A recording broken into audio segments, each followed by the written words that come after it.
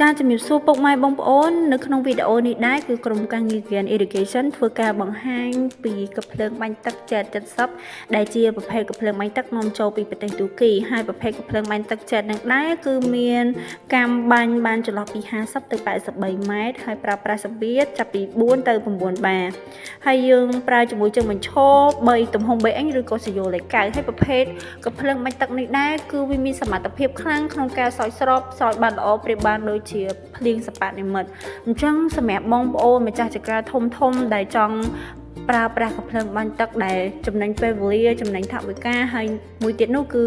ចំណេញកម្លាំងពលកម្មយើងមានតែម្ដងគឺយើងអាចស្រោចស្រពបានច្រើនចាហើយបន្ថែមទៅលើទៀតនោះគឺយើងអាចលើកដាក់ពីទីតាំងមួយទៅទីតាំងមួយទៀតបានអញ្ចឹងមាន